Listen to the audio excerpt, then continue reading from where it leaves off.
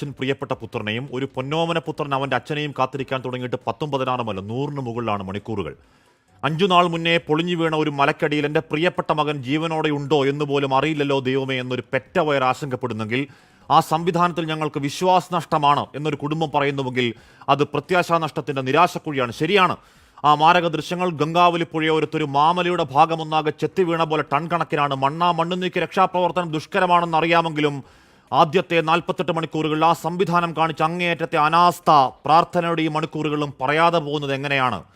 ആഞ്ഞിടിഞ്ഞു വീണ മണ്ണിനടിയിൽ ഒരു വണ്ടി പോയെന്നും അതിൻ്റെ GPS ലൊക്കേഷൻ ഉണ്ടെന്നും അർജുൻ്റെ ഫോൺ ബെല്ലടിച്ചതാണെന്നും ആ ലോറിയുടെ മനാഫും ബന്ധുക്കളും വാവിട്ട് കരഞ്ഞതാണ് ആ ഗോൾഡൻ മണിക്കൂറുകളിൽ. അത് കേട്ടെന്ന് പോലും നടിക്കാതെ ഒരു FIR ഇടാതെ ആ മണ്ണുമലയ്ക്ക് മുന്നിൽ 3.25 ഹിറ്റാച്ചിയുമായി കുഞ്ഞു കളിച്ചവരാണ്. ഇനിയും പൊതിഞ്ഞു പറയേണ്ടതല്ല, അത് പൊറുക്കാവതല്ല. ആ കോഴിക്കോട്ടെ ഒരു വീടിൻ്റെ വേദന നാടിൻ്റെ വേദനയാകുമ്പോഴാണ് രാഷ്ട്രീയ നേതൃത്വം ഇടപെട്ടപ്പോൾ മാത്രമാണ് ആ കല്ലിന് കാറ്റുപിടിച്ച സംവിധാനം അനക്കം വെച്ചത്. ഇന്നലെ ഉച്ചയ്ക്കാണ്. അപ്പോഴാ പ്രാണൻ മണ്ണിനടിയിൽപ്പെട്ട് മണിക്കൂറുകൾ 75. വൈകിയാണെങ്കിലും രക്ഷാപ്രവർത്തനം സജ്ജമായല്ലോ ദൈവമേ എന്ന് നെടുവീർപ്പിട്ടവർക്ക് മുന്നിൽ രാത്രി 9 ആകുമ്പോഴേക്കും ഉത്തര കന്നഡ സംവിധാനങ്ങൾ സർക്കാർ ജോലി കണക്കെ തെരച്ചിൽ നിർത്തി കടയും പൂട്ടി വീട്ടിൽ പോയിട്ട് റഡാർ സംവിധാനം തിരയാൻ തുടങ്ങിയത് 5-ാം നാൾ ഇന്ന് രാവിലെ 10:30. നമ്മുടെ ഒരു കൂടപ്പിറപ്പ് മണ്ണിനടിയിൽപ്പെട്ട് രാപ്പകൽക്കിപ്പുറവും ഒരു സൂചനയും കിട്ടുന്നില്ലെങ്കിൽ കേന്ദ്ര കർണാടക സർക്കാരുകൾ നെഞ്ചിൽ കൈവച്ചെന്ന് പറയണം.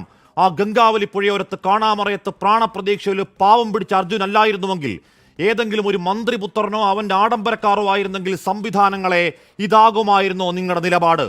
പെരുമഴയെന്നും നനഞ്ഞ മണ്ണെന്നും സാങ്കേതികത ഞങ്ങളോട് പറയല്ലേ.